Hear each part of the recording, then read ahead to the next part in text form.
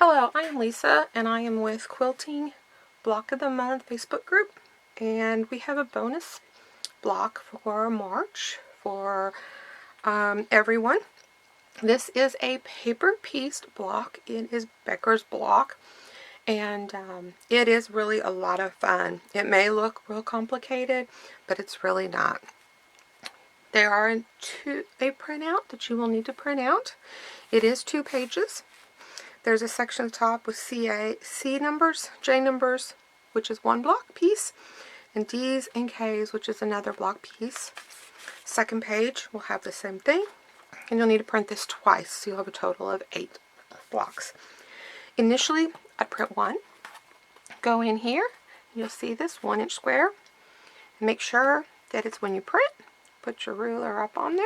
Make sure you got a 1-inch line here and a 1-inch line, and you match. This will keep everything in the correct sizes so that these will finish, each block will finish at 4.5 by 4.5. And so basically, this is your C4 C's and J blocks. It will turn out looking like this, and you will make a total of 4 of this pattern. And then this is the other pattern, the D and the K, using purple and yellow opposite, and you're going to make 4 of these as well.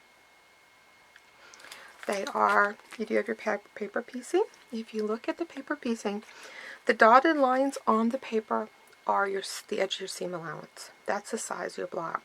So like when you're cutting a square, a 4.5-inch block, your solid piece for the middle, it's 4.5 by 4.5.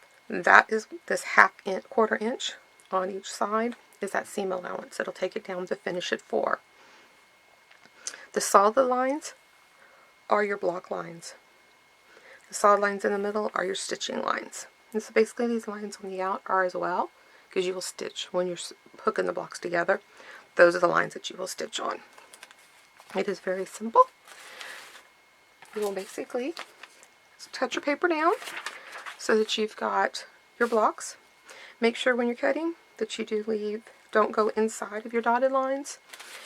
There should be enough room to just give you a little bit of space on the sides of your blocks, on the sides of the pieces of paper when you cut them, just to give you a little bit of room for trimming. So you're going to start off with your 2 pieces here. This piece here, you're going to need 1 purple. You're going to need 1 purple for this one, and a yellow one for this one. Then you're going to have 2 of these 2.5-inch squares. And you're going to just lay them down, and you're going to cut them diagonally across. So you've got cut diagonally, so you'll have 2 triangles. So you'll need 2 for that piece, and 2 for this piece.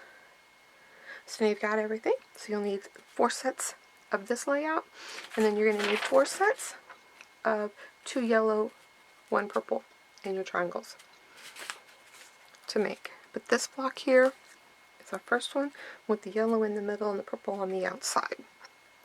And that is your C pieces and your J pieces. So let's get started on how we put them together. A couple supplies that you're going to need when you do this. You are going to need your ruler to make sliding along and trimming your pieces. It's much easier than trying to cut them. I've got a couple different sizes I use. And then also, this is a handy dandy, it's not a required item. It is just a glue stick. You can use some Elmer's liquid glue, washable glue. You can use a pin if you'd prefer. This just holds your initial piece when you start on here, as there's nothing to hold it still. This will hold it there for you so that you don't have to worry about it. So, I will show you how that all works. And of course you need your sewing machine and all your pieces cut. So you'll have a total of 12 pieces of purple, 12 pieces of yellow, and 16 squares that you cut in half to make 32. And then you'll have 1 4.5-inch piece for the middle. You can use, on my block, I use the white background. You can use whatever color you want. In addition, if you want to do them all the same, so they're all with the yellow strip in the middle, then you're going to need 16 pieces of the yellow and 8 pieces of the other. Or you can just do it completely scrappy in however way you would like. Okay, so first part we're going to do, again, you need your purple, a yellow, and the 2.5 inch square cut in half to create for the first half of this, and a purple and another 2.5 inch cut in diagonally for your second half of your piece. So first thing you're going to do is you can set that piece aside. Take this piece here, and you're going to take your purple piece with the purple here, get your glue stick, turn it over, and trying to just put some glue inside just this purple area here. And then just put a little bit of purple in there. I have a purple glue stick so you can kind of see it. Then turn it over. Now, you're going to glue this piece of paper to the back side of your purple piece. So just kind of line it up here.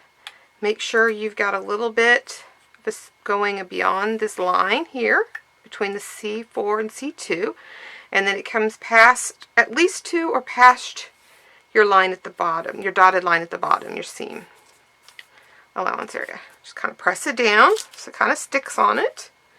Then you can just take a ruler, and on this line where it says C1, line your ruler up, just fold it up. You use a piece of cardboard or whatever you want, so you're folding on that line. Just press it open. Then you're going to take your ruler, and you can take your 1/4 inch seam allowance here, line it up with the edge of the fold of your paper, and then just slice off that triangle piece there. So now you've got 1/4 inch on that side of your fold. You can just put that aside, press it back open. Turn your paper over, take one of your half square triangles, take your right side, and you are going to put it to the right side of the purple, so sides to side. Just line it up there with your seam allowance. Hold your 2 pieces together and flip them over. Now we're going to stitch right along this line here. Okay, we're at the sewing machine. We are going to stitch down this solid line right here. I put it down just a hair onto the side of the yellow, just so that when I stitch the yellow to it, it'll get caught in the seam. And then you're just going to stitch down this line.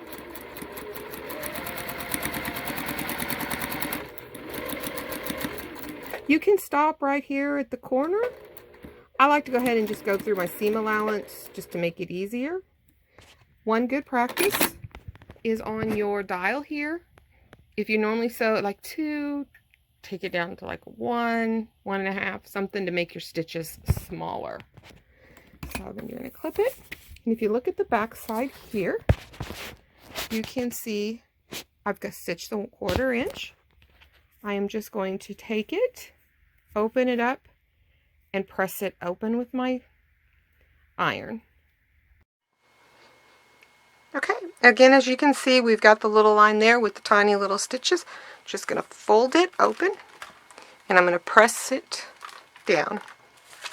So now we've got the first section done, and I'm going to turn it over, and we're going to fold the C3 line between the C3 and the C2. We're going to do the same thing. Line it with your ruler. Take your paper across it. Try to get it kind of accurate there. Fold it down. Line up again your 1/4 inch seam allowance line with the fold of the paper. Take your rotary cutter and cut it. Through that side. There's your 1/4 inch seam allowance. Fold your paper back open. Turn it back over.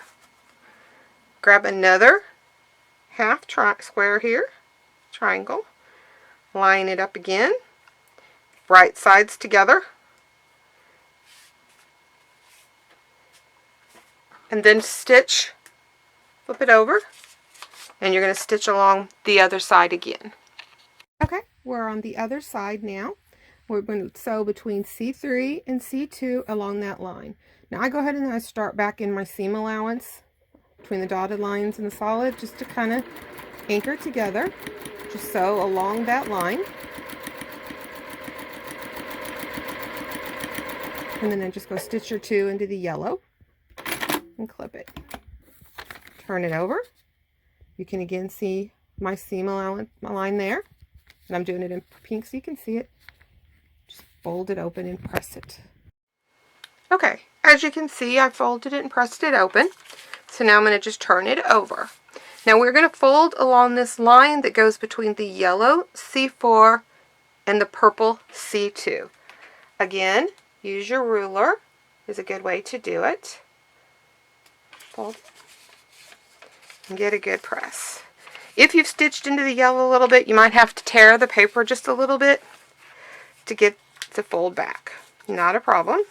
As you can see, I got a couple stitches over. Fold it down. I'm going to use a little longer ruler than that one. Again, my 1/4 inch seam right along that fold right there.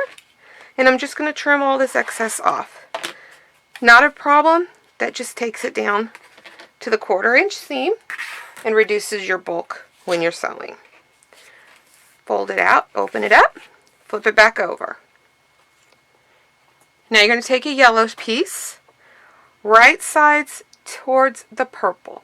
Just kind of line it up there with the seam allowance. Should go pretty much the same length as your purple if you didn't trim off a whole bunch. You're going to flip it over, and now we're going to stitch along that line between the C4, the yellow, and the C2, the purple. Okay, we're back here. Again, sewing between the C4 and the C2 along that solid line. Just start out at least into your seam allowance a little bit, or you can just go all the way out like I did. Just stitch it all the way across.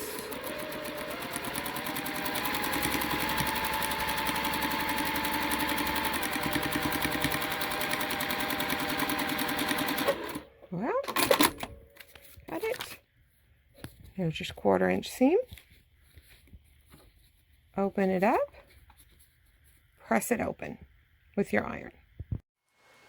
Okay, now that you have pressed open your piece looks like this. Now we need to trim it down to get it to the correct piece. So this is where you're going to use, and you're going to cut along the dotted line, not the solid, but the dotted. Now I found it's easier if I just take a ruler, I line my 1/4 inch seam allowance up with that solid line, and then just cut it off. It's easier than trying to find that dotted line. Just rotate it around. You're going to do all 4 sides.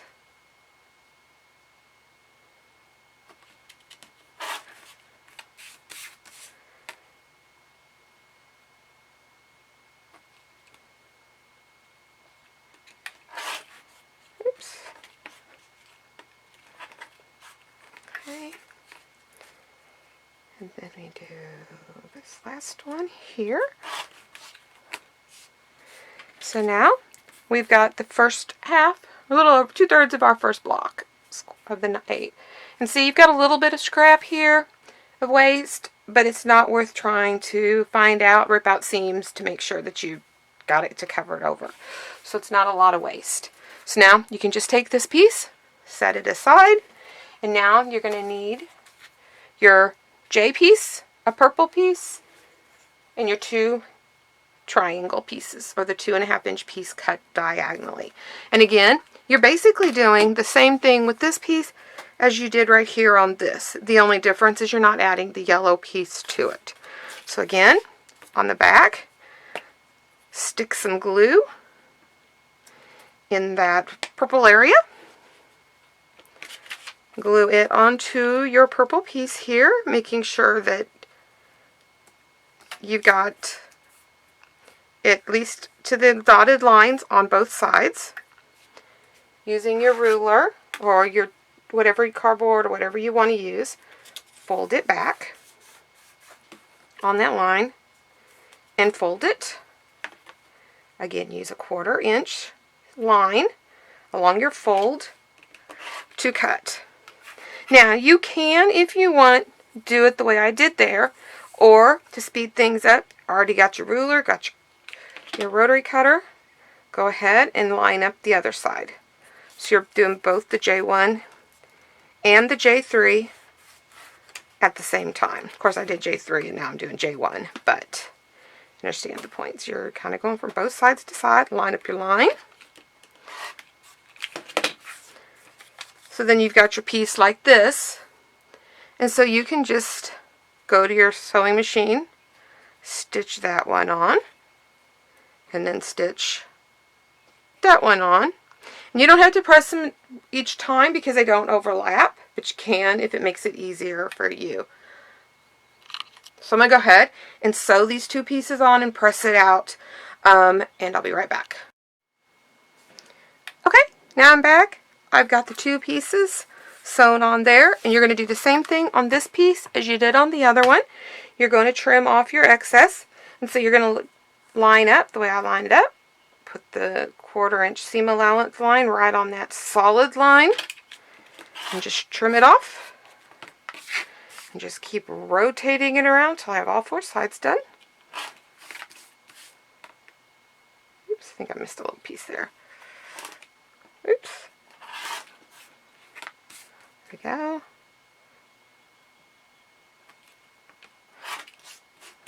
And again, you have a little bit of waste, but not a lot. And so there's that piece. So now you've got this piece here, and you've got this piece here. We're almost to the point where we match. We have one more seam, and you'll have one of those done, and then you'll just repeat that 4 times for this color and 4 times for the other color. So let me just stitch these two together. And basically all you're going to do is you're just going to fold that over. Just make sure you got the smaller piece side, the purple end. Line it up there, and you can just stitch right along that 1/4 inch seam allowance. Just make sure you've got both pieces lined up really well and on both ends. Okay, we're back here at the machine, and again we're cutting along, sewing along this line right here between the C4 on the edge of the C4, sewing it to the other purple piece. I've had to clip it so that while I'm doing this one-handed, it doesn't slide like the other one I did. And so just stitch it down the line.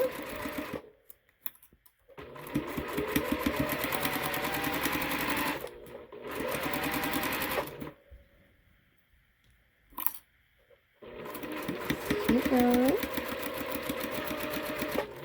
Oops. It's a lot easier if you do it two-handed.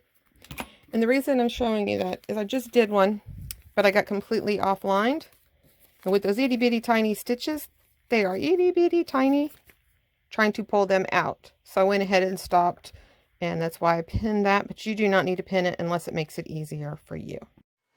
Okay, now that you finished it, you'll make sure you press it open, the seams. I press towards the middle, just because your other side is going to be pressed towards the middle as well, just out of the way it's forced when you are doing with the paper. But you can do it whichever way you want. That way, when you take the paper off, you will see that they're both towards the middle. And it kind of, to me, gives that little yellow or middle stripe a little pop up. But it's completely up to you. You can open the seams up. You can put them both the same direction or inward, however you want, or both outward. And so basically, there's your first block. You're going to need to complete a total of 4 of this block. Just repeat the same steps 3 more times. You've got it. Then you're going to switch and rotate to the other pieces and putting your purple in the middle with the yellow on the outside. And you're going to make that one 4 times as well. And so then you're going to lay them out. When you lay them out, you kind of pick the pattern that you want for your stripes to go. Let's turn it this way here. Which way you want your stripes. So you got your little arrows pointing in there. And then all 4 of your corner blocks will be facing the same direction. I only have a couple made, but all 4 the same direction. So basically, here you go. My stripes are going sideways for the yellows here, and then my purple middles are all going the opposite direction. And that's what gives us the illusion that you've got arrows, double-sided arrows, or 2 arrows pointing in. You can take additional blocks if you want to continue it bigger. And you can, let's see, put that one there. There it is. I only have a couple extras here. And put that there. And now you've got another double arrow here. You've got another arrow there. And you can just keep putting them on out however that you would want to continue your arrows. You can add another solid block in there if you want, or you could even just skip the solid block and just stick one in the middle and make it 9 instead of 8, and then you got a fully complete Beggar's arrows going, or arrows going everywhere. It's great use for scraps. If you've got a whole bunch of small pieces, you can just cut them all scrappy. Decide to, like, you could do these two in one color in this, and then these in completely different colors in all of them if you chose. Kind of depends on how you'd like. You could do like this, all these different here and here, making different colored arrows, different options, different ways to do it. Make sure you post your completed block on our Facebook block by the end of March to have a chance to win a free fat quarter. And if you have any questions, I've got a great admin team. They'll be glad to help because they've all done the block already. Or there's a lot of great people in our group that can answer any questions that you've got. So I look forward to seeing all your wonderful blocks, and have a great day.